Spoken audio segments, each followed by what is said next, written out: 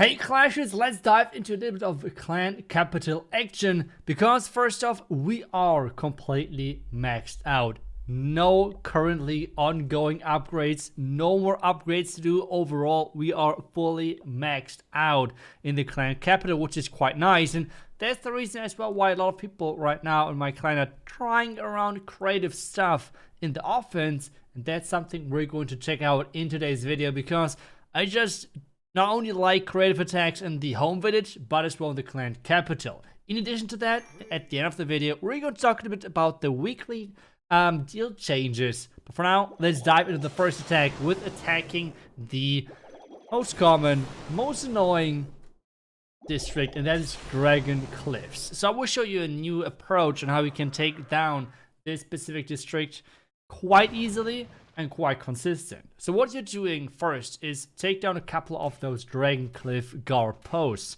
What this does is it's going to free the super dragons. What does this mean? Well, as soon as the guard post is taken care of, you can then lure the defending super dragon over the entire map. This is going to make things really easy if you want to take them out alone without having to worry about all of the defenses surrounding the super dragon, which makes your life way easier. With that being said, then, with using all of those lightnings then to take down those guard post buildings, it's well, kind of mandatory that you're using after that troops which are working without spells. So for example, what we can see on this one, it's a flying fortress and then some inferno dragons, because those inferno dragons, even without any spell support, they are just so good at taking down the super dragons.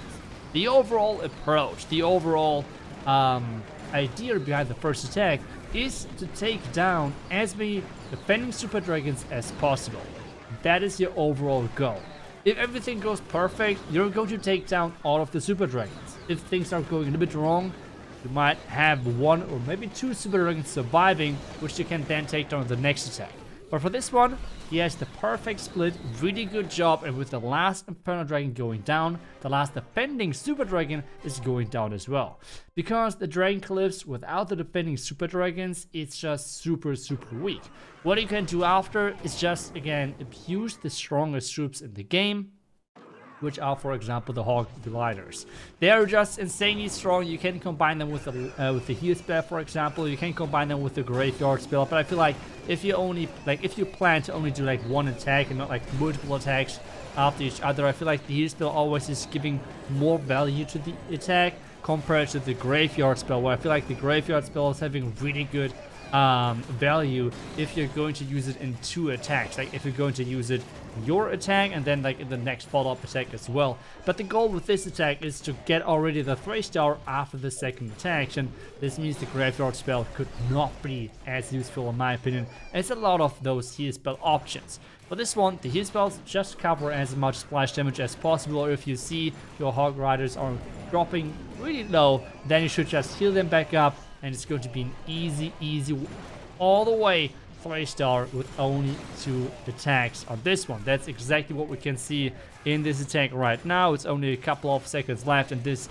base got completely demolished. But with that being said, this was now the Dragon Cliffs. But I told you already as well that we have some creative approaches which we want to take a look at today in this video. So I think we should just dive then into the next attack, where we're going to witness a couple of crazy things which I really want to talk about and show you, because as I said, with being maxed out, and most of my community clan are not that into the trophy pushing system in the clan capital, because I'm not really sure if it's that great, that competitive. Not really biggest fan of myself either. But with that being said, it's people would not be like not having to worry about the loot which might be lost, getting creative. So let's dive into the next attack and see what we see on this one. We have the Barbarian camp, and we have a weird setup of defenses, right? But this is what you face a lot of times, right? Like, you don't always face the best bases or some stuff like that, so you can get creative on those weird looking bases. And the idea of this one is pretty simple, to be honest. He wants to take down as much splash damage as possible, and he's mainly focusing on splash which can target ground and air. So for example, we can see all of the splash, even though the giant cannon is targeting ground, that's obvious, but still, most of the splash on the left side should be taken care of. And then the top side, we have the 2 graveyard spells covering the 1 giant cannon, and then the rocket artillery.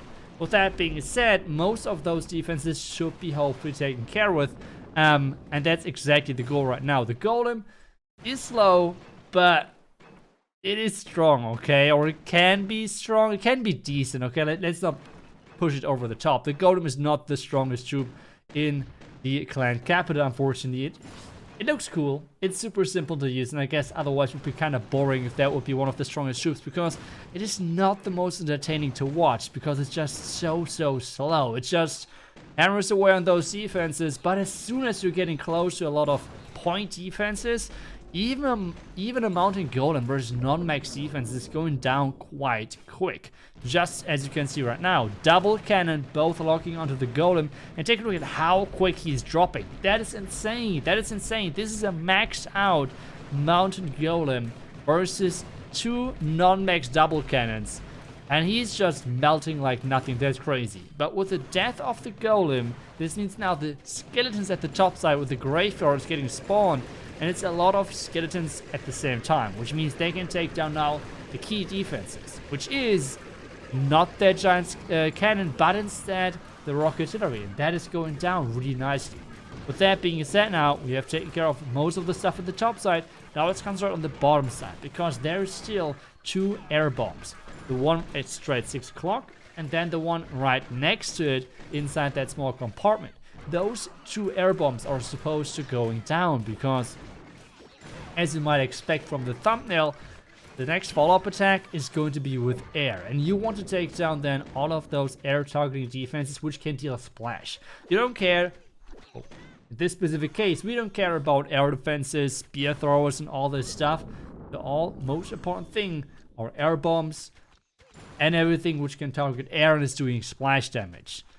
With that being said, we have the last defending air bombs taken care of, and this means let's place the rage to make sure we are starting the second attack really nicely. Rage just deployed, that's what we did. So now let's dive into the second attack, because that is a wide one, okay? 25 minions, which means like 25 army camps of minions, which is overall 150 of those poor little, or like not poor little minions, but like those little minions, right? Like they can be quite powerful, and take a look at that. This attack obviously is super risky, because if there are any bombs, mines, whatever set to air, this could end really quick, okay? This could end really quick. But instead, they're pushing all the way through. He had some lightning to the top side, taking down some defenses, left side covering with another camp of minions, and those minions are just going through, and with those air targeting air defenses, not that big of the deal, to be honest. We have the graveyard spawning those skeletons at the top side, doing a great job, but there's just so many minions left alive. This is crazy. I've never seen an attack like this. Super fun to watch. When I saw this and my clanmate told me about this, I had to do a video about this. This is just super fun. I love it. I think it's really cool that people are getting creative with a couple of different approaches, and trying as well a couple of non-meta troops, which I feel like at this point, obviously the Graveyard Hawks is the most common approach, but I feel like this one was quite a fun one as well to watch. As I said though earlier, we want to touch quickly onto the changes which were made to the Raid Metal shop, because Supercell recently have changed a little bit how that works. And I feel like I have not really touched on that or shared my opinion about that on this channel, so I want to quickly do that. So what was changed for everyone who has not noticed it so far? So far you could always buy as many of those gold packs, as many of the elixir, dark elixir, builder-based gold or builder-based elixir, as many of those as you have raid medals, right? You can buy as many of those as possible. But this has been changed, so you can only buy one of those packs per week, which is quite a drastic change. I think that is, yeah, kind of crazy. I mean, I would have liked it to be like down to 3 as like the magic items, as like the potions and everything. That would be kind of cool, but only 1, that's quite rough. Let me know what you think about that. For me personally, especially on my lower accounts, I still want to do like Town 11, Town 13 Legend Challenge. On those accounts, I'm not really playing Clan Capital anymore, or like not too much, because that was that was really rough, that change for all of those non-maxed accounts and like using that for resources, for example, and so on. So that was, yeah, not the nicest change, I feel like, even though I can understand why they did it. But let me know what you think about that. I will see you guys back tomorrow with the next Clash of Clans video. Until then, see ya and bye bye.